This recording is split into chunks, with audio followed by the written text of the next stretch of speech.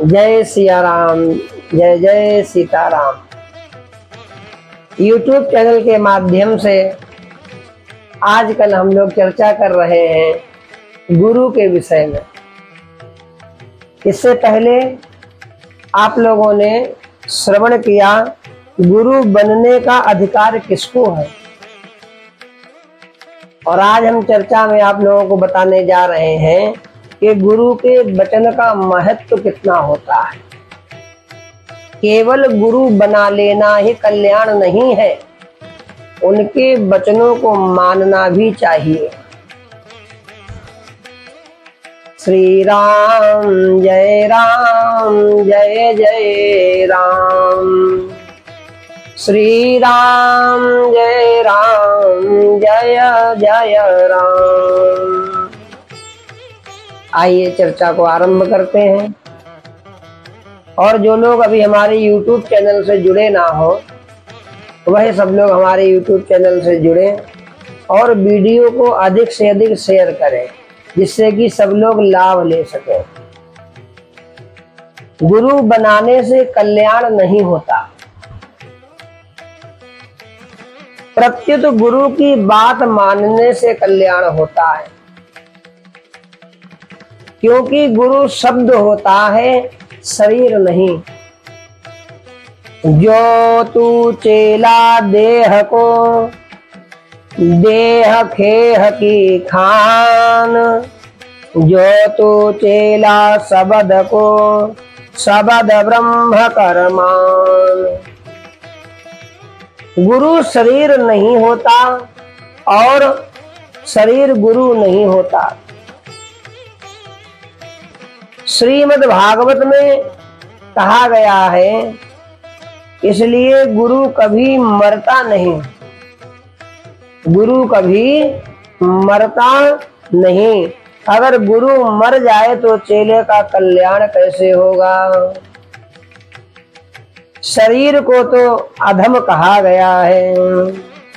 मानस में तुलसी बाबा कहते हैं, चिति जल पावक गगन समीरा, पंच रचित अति अधम शरीरा। चिति जल पावक गगन समीरा, पंच रचित अति अधम शरीरा। अगर किसी का हाड़ मांस में शरीर गुरु होता है तो वह अधम होता है, काल नेमी होता है। इसलिए गुरु में शरीर बुद्धि करना और शरीर में गुरु बुद्धि करना अपराध की श्रेणी में आता है। संत एकनाथ जी के चरित्र में यह बात बहुत विशेषता से मिलती है कि शास्त्र की प्रक्रिया के अनुसार पहले तीर्थ यात्रा की जाती है, फिर उपासना की जाती है और फिर ज्ञान होता है। पहले तीर्थ यात्रा, फिर उपासना, फिर ज्ञान की प्राप्ति। परंतु एकनाथ जी के जीवन में उल्टा क्रम मिलता है। उनको पहले ज्ञान हुआ, फिर उन्होंने उपासना की और फिर गुरु जी ने तीर्थ यात्रा की आज्ञा दी। जब वे तीर्थ यात्रा में थे तब उनके गांव पैठण का एक ब्राह्मण उनके गुरु जी के पास देवगढ़ पहुंचा और बोला कि महाराज, आपके यहाँ जो एक नाथ था, उनके दादा दादी बहुत बूढ़े हो गए हैं और एक नाथ को याद करके रोते रहते हैं। गुरु जी को सुनकर आश्चर्य हुआ कि एक नाथ मेरे पास इतने वर्ष रहा, पर उसने अपने दादा दादी के विषय में कभी कहा ही नहीं। उन्होंने एक पत्र लिखकर उस ब्राह्मण को दिया और कहा वह तीर्थ यात्रा करते हुए जब पैठण आएगा तब उसको मेरा यह पत्र दे देना। मैंने कहा है इसलिए वह पैठण जरूर आएगा। ब्राह्मण पत्र लेकर चला गया। घूमते घूमते जब एकनाथ जी वहां पहुंचे तो वे दादा दादी से मिलने गांव में नहीं गए, प्रत्युत गांव के बाहर ही ठहर गए। उस ब्राह्मण ने जब एकनाथ जी को देखा तो उनको पहचान लिया और उनके दादाजी का हाथ पकड़कर उनको एकनाथ जी के पास ले चला। संयोग से एकनाथ जी रास्ते में ही मिल गए। दादाजी ने स्नेह पूर्वक एकनाथ जी को गले से लगाया। गुरुजी का पत्र निकाल कर कहा कि ये तुम्हारे गुरुजी का पत्र है। यह सुनते ही एकनाथ जी गदगद हो गए। उन्होंने कपड़ा बिछाकर उसके ऊपर पत्र रखा, उसकी परिक्रमा करके दंडवत प्रणाम किया, फिर उसको पढ़ा। उसमें लिखा था कि एकनाथ तुम वहीं रहना। एकनाथ जी वहीं बैठ गए, फिर उम्र भर वहां से कहीं गए नहीं। वहीं मकान बन गया, सत्संग शुरू हो गया, भगवान का नाम लेने लगे, सत्संग होने लगा। दादा दादी उनके पास आकर रहे, फिर कभी गुरुजी से मिलने भी नहीं गए।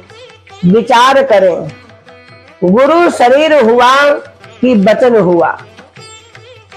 जब गुरुजी का शरीर शांत हो गया तो वे बोले कि गुरु मरे और चेला रोए, तो दोनों को ज्ञान मिला।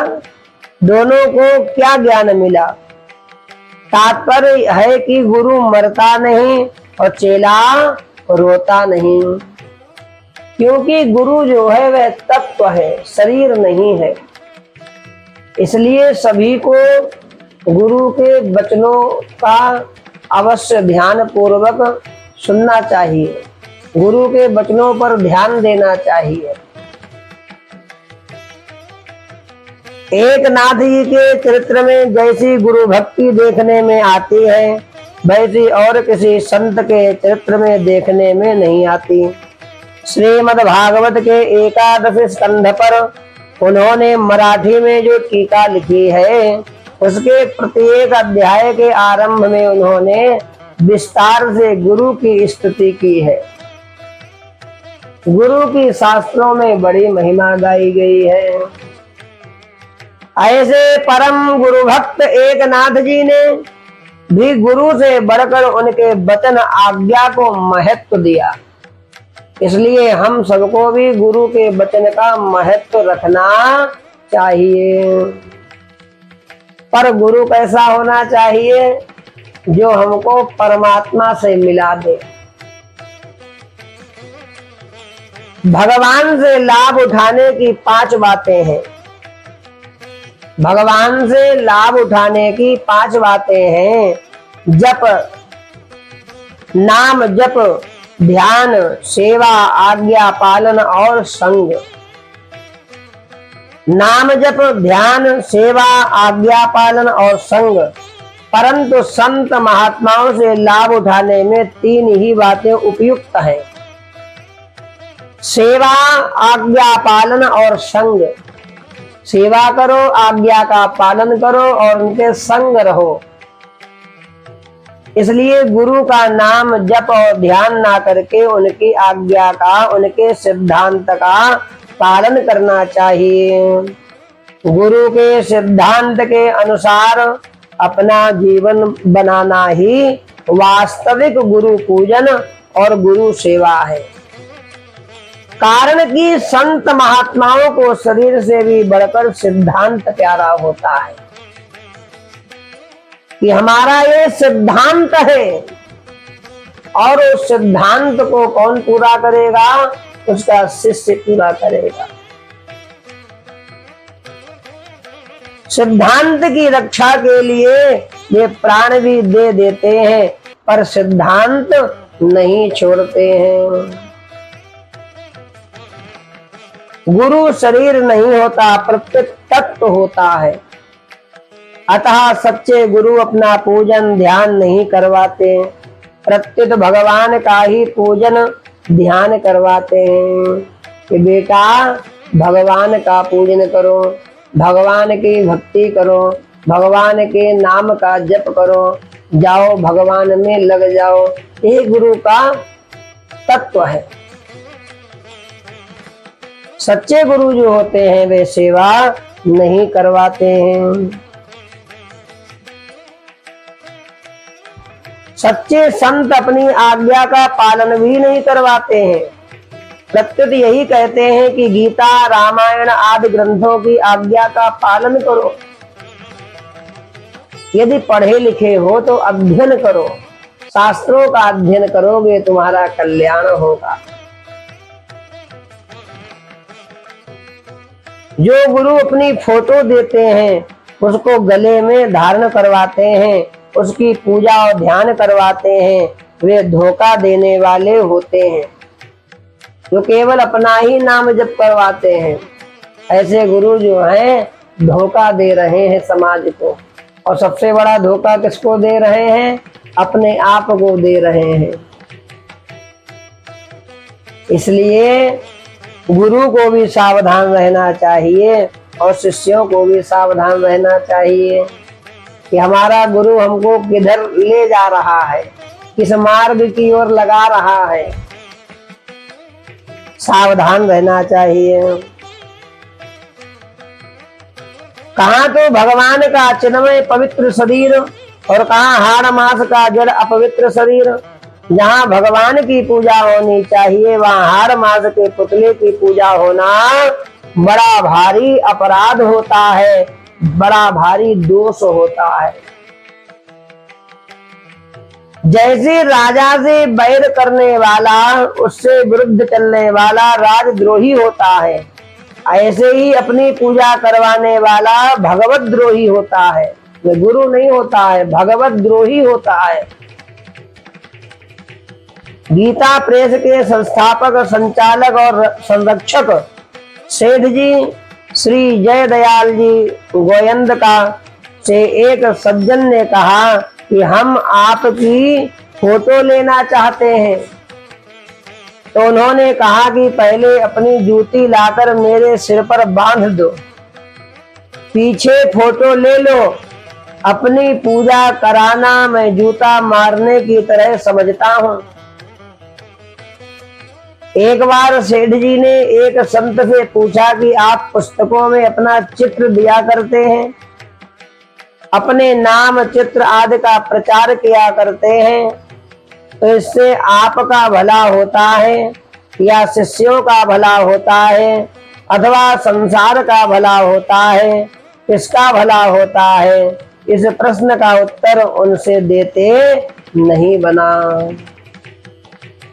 अर्थात सच्चा गुरु वही होता है जो हमको भगवान से जोड़ दे, जो हमको सन्मार्गगामी बनावे और हमारा कल्याण करे। श्री कृष्ण गोविंद हरे मुरारे, हे नाथ नारायण वासुदेव। आज की वीडियो का हमने आपको जो बताया है उसका सारांश क्या रहा? उसका सारांश यही रहा कि हाड़ मास के पीछे ना पड़ो, गुरु के वचन को मानो। उस वचन में कल्याण है, उस वचन में हमारा उद्धार है। जय जय सीताराम। आप सभी हमारे YouTube चैनल से यदि अभी नहीं जुड़े हैं, सब लोग जुड़िए और हमारे इस वीडियो को अधिक से अधिक शेयर करिए, जिससे कि गुरु की महिमा सभी सनातन प्रेमी जान सकें। नमः पार्वती पतये हर हर महादेव हर।